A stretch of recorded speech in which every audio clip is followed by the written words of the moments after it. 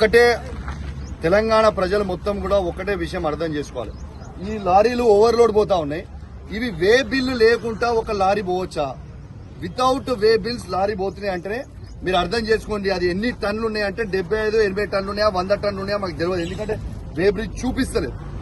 ఇది 101% transport minister గారు పొన్నం ప్రభాకర్ గారి ఆదేశాల మేరకు ఇక్కడ ఉన్న అధికారులు ట్రాన్స్పోర్ట్ అధికారులు మొత్తం ఎన్టీపీసీ నుంచి తీసుకొని ఖమ్మం వరకు అందరూ అధికారులు సహకరిస్తూ ఇవన్నీ తీసుకుపోతున్నారు. కాబట్టి ఇది 100 కోట్ల రూపాయల స్కాము.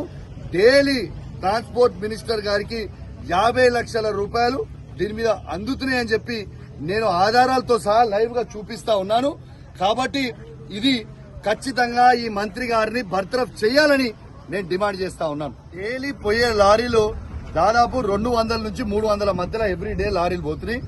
ఒక్క లారీ ఖర్చు 20 నుంచి 25 వేల రూపాయలు అవుతుంది. లీగల్ గా వే బ్రిడ్జ్ వేసుకొని పోతే 32 టన్నులు మాత్రమే తీసుకొని పోవాలి. వీళ్ళు ఒక్క 32 టన్నుల డబ్బులు కడుతున్నారు లారీ 25,000, కానీ తీసుకుపోయేది 75 నుంచి 80 టన్నులు. అంటే ఆ మిగతా మీదికున్న డబ్బులు అంటే మిగతా మీది ఉన్న 30,000 నుంచి 40,000 రూపాయలు ఇవి మంత్రి గారికి పోతున్నాయి. ఈ 40,000 రూపాయల నుంచి ఈ 30 నుంచి 40,000 ఇంటూ 250-300 లారీస్ మీరు వేసుకోండి. మీకు డైలీ మంత్రి గారు సంపాదించిన 50 లక్షల లెక్క మీకు దొరికిపోతుంది. చూసుకోండి. Thank you.